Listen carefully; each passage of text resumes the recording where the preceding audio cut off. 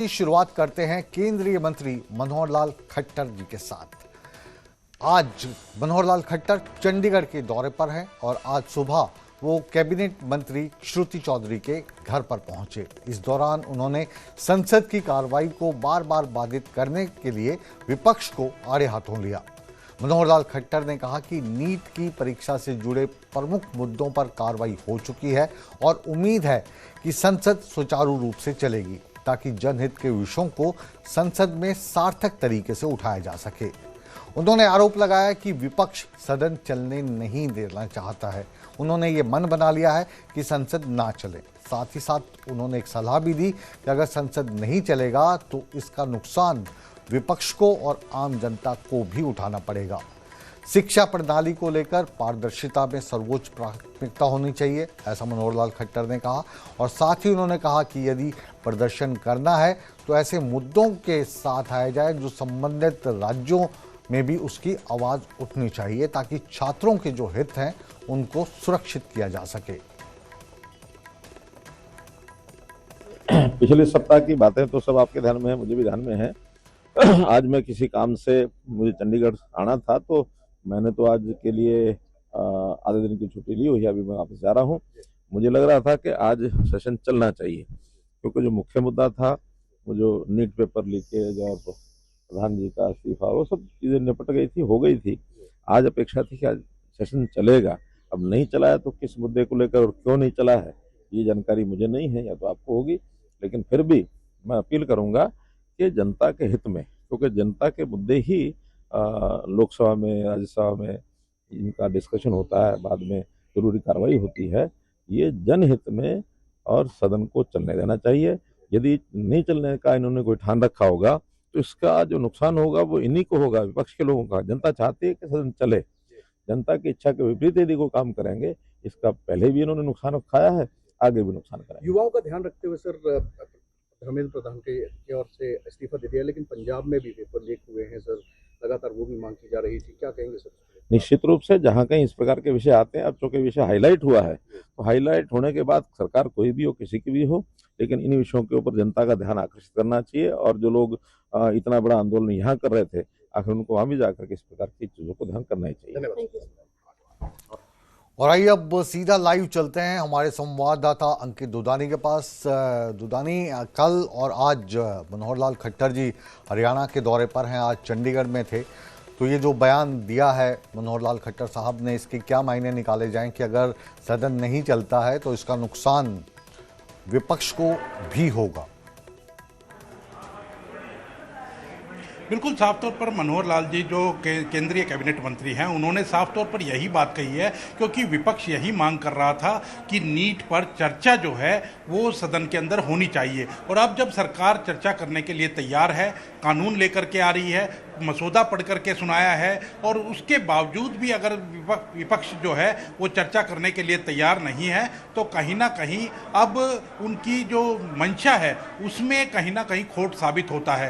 तो यही साफ बात उनकी ओर से कही गई है कि अब सदन चलने देना चाहिए, और सदन के अंदर जब कानून जब बनना है तो उसके ऊपर चर्चा ही नहीं होगी तो कैसे कानून बनाया जाएगा, कैसे ठोस कानून बनाया जाएगा, कैसे दोषियों को सजा मिलेगी। और यही विपक्ष भी चाहता था, छात्रों भी चाहते थे, विपक्ष भी चाहता था, तो अब उसके ऊपर चर्चा होनी चाहिए। साथ ही साथ एक बड़ा बयान उनकी तरफ से यह भी दिया गया कि जो लोग वहां पर जंतर मंतर पर प्रदर्शन कर रहे थे और धर्मेंद्र प्रधान का इस्तीफा मांग रहे थे वो हुआ है, लेकिन प्रदेशों के अंदर, और वो विशेषकर पंजाब की बात कर रहे थे कि अगर वहां भी पेपर लीक हुआ है तो जो लोग वहां प्रदर्शन कर रहे थे जंतर मंतर पर, उनको पंजाब में आकर भी प्रदर्शन करना चाहिए। और वहां के शिक्षा मंत्री से भी लगातार जिस तरह से इस्तीफे की मांग हो रही है वो करनी चाहिए, क्योंकि अगर सॉल्यूशन यही है तो सॉल्यूशन फिर प्रदेशों के अंदर क्यों ना हो। यही अगर इस्तीफा देना ही सॉल्यूशन है और देश में अगर सॉल्यूशन निकल गया है धर्मेंद्र प्रधान के इस्तीफा देने से, तो प्रदेशों में अगर ये इस तरह के पेपर लीक होते हैं तो वहां के शिक्षा मंत्री क्यों ना इस्तीफा दे। तो यही पूरा एक कहने का मतलब था।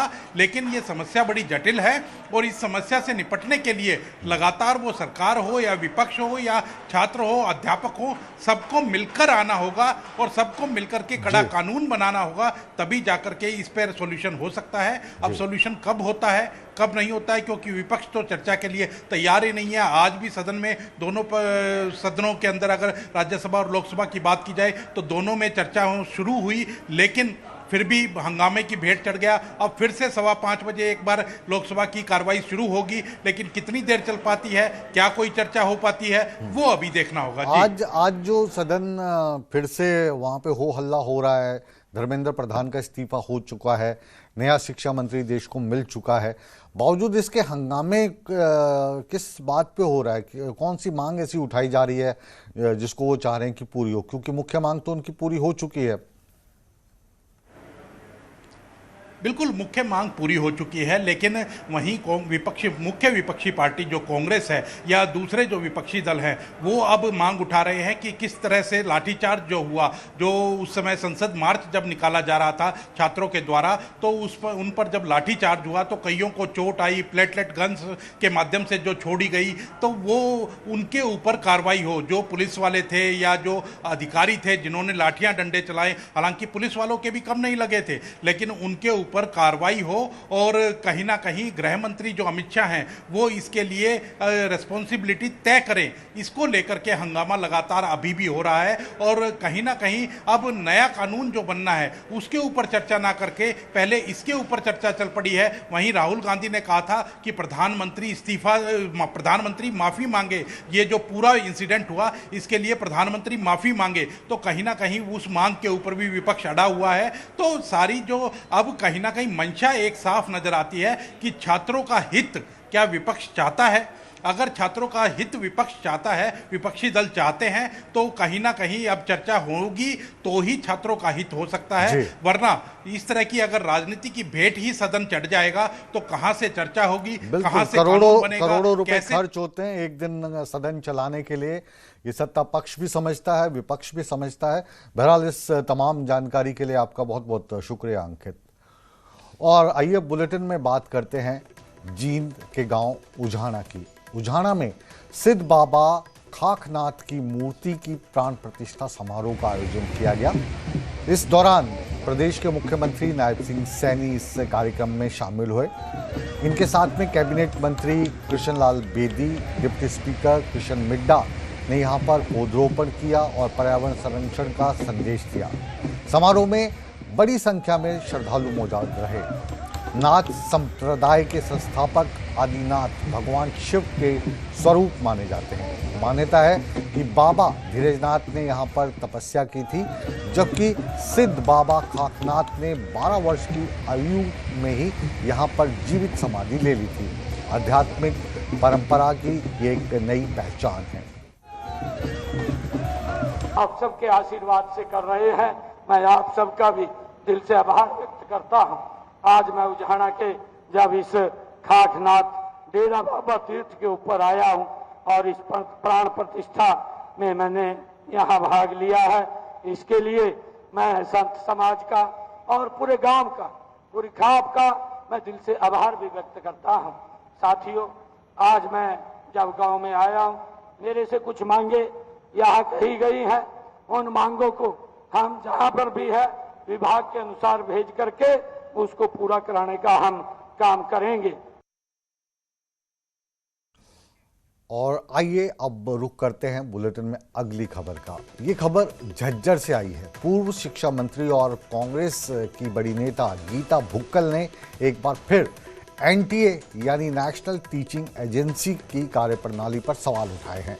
उन्होंने कहा है कि मौजूदा व्यवस्था में नीट जैसी परीक्षाओं में पूरे पारदर्शिता को सुनिश्चित करना बहुत ज़रूरी है। भुक्कल ने केंद्रीय शिक्षा मंत्री से, जो अभी नए बनाए गए हैं, उनसे शिक्षा व्यवस्था में सुधार और लंबे समय से जो खाली पद अलग अलग विभागों में पड़े हैं उनको जल्दी भरने की मांग भी उठाई है। उन्होंने कहा है कि भविष्य में ऐसी व्यवस्था बनाई जाए जिसमें किसी भी छात्र को अपनी मांगों को लेकर सड़क पे न उतरना पड़े।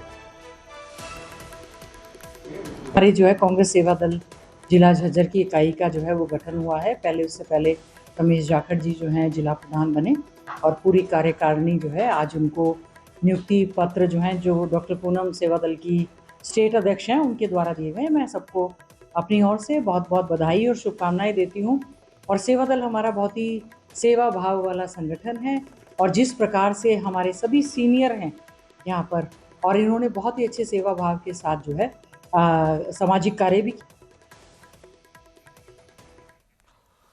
और आइए अब सीधा रुख करते हैं झज्जर का, जहां से हमारे संवाददाता प्रदीप धनखड़ हमारे साथ जुड़े हैं। प्रदीप, इस पूरी खबर को आप विस्तार से बताएं, क्योंकि हमें लग रहा था कि जो मुख्य मांग थी जिसको लेकर ये संघर्ष चल रहा था जंतर मंतर पर, उस संघर्ष को अब विराम मिल गया है, लेकिन अभी भी विपक्ष विराम के मूड में नहीं लग रहा है।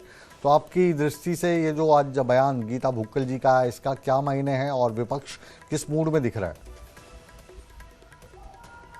जी बिल्कुल, लगातार विपक्ष जो है सरकार को घेरने का काम कर रहा है। इसी कड़ी में जो प्रदेश की पूर्व शिक्षा मंत्री है गीता भुक्कल, उन्होंने जो है एक बयान दिया है, जो उनका साफ तौर पर कहना है कि जो नीट की परीक्षा करवाने के लिए जिस एजेंसी को काम सौंपा गया है, जिसे जिम्मा सौंपा गया है, जब तक ये एजेंसी नहीं बदली जाती तब तक नीट की जो है पेपर लीक होना बंद नहीं हो सकता। साथ ही उन्होंने उम्मीद जताई है कि जो नए शिक्षा मंत्री हैं वो छात्रों के लिए जो है वो नौकरियों की व्यवस्था भी करेंगे। नीट का जो एग्जाम है उसको लीक होने से रोका जाएगा। इसके साथ ही जो तमाम मांगे हैं जो छात्रों की, वो लगातार पूरी करने का काम सरकार की तरफ से किया जाएगा। हालांकि उन्होंने सवाल उठाया है कि नीट का एग्जाम अगर इस तरीके से लीक होता रहेगा, क्योंकि जो एजेंसियां पहले बैन कर दी गई थी सरकार की तरफ से, उन्हीं को नीट का एग्जाम कंडक्ट करवाने के का जिम्मा सौंपा गया है, और जब तक ये एजेंसियां इसी तरीके से काम करती रहेंगी नीट का पेपर लीक होना बंद नहीं हो सकता। इन्हें बदलने की मैं ये आवश्यकता जानना है। चाहूंगा कि जो पहले मुख्य मांग थी वो ये थी कि धर्मेंद्र प्रधान को, शिक्षा मंत्री को, इस्तीफा दे देना चाहिए। उन्होंने इस्तीफा दे दिया, इस्तीफा स्वीकार हो गया, नया शिक्षा मंत्री बन गई। अब क्योंकि नई नई मांगे आना भी ज़रूरी है, तो उस फेरिस्त में अब भी आपकी मुलाकात इनसे हुई होगी गीता भुक्कल जी से, तो वो फेरिस्त और क्या क्या चाहते हैं, थोड़ा सा हमारे दर्शकों को बताइए। जी बिल्कुल, साफ तौर पर जो है वो विपक्ष जो पार्टी है कांग्रेस, और कांग्रेस जो है छात्रों के साथ खड़ी हुई इस आंदोलन में दिखाई देती है। उन्होंने अब ये बात कही है कि जो नीट का एग्जाम जो कंपनी कंडक्ट कर रही है, जो एजेंसी कंडक्ट कर रही है, उसे चेंज करवाया जाए, ताकि नीट का पेपर जो है वो लीक होना बंद हो सके। साथ ही उन्होंने जो युवाओं के लिए नई नौकरियां निकालने की बात कही है कि सरकार युवाओं को नौकरियां दे और जो बैकलॉग है उसे पूरा करने का काम करे, क्योंकि काफी सारी जो वैकेंसियां खाली पड़ी रहती हैं उसे भरने की तरफ इस दिशा में भी काम करने की आवश्यकता है। साथ ही इसके अलावा ये भी जो नए शिक्षा मंत्री आए हैं उनसे उम्मीद लगाई जा रही है कि वो छात्रों की हर एक मांग को पूरा करेंगे, और जब तक मांगे पूरी नहीं होती तब तक जो कांग्रेस पार्टी छात्रों की हितों की रक्षा के लिए हमेशा उनके साथ खड़ी हुई दिखाई देगी। बहुत बहुत शुक्रिया। अब कहा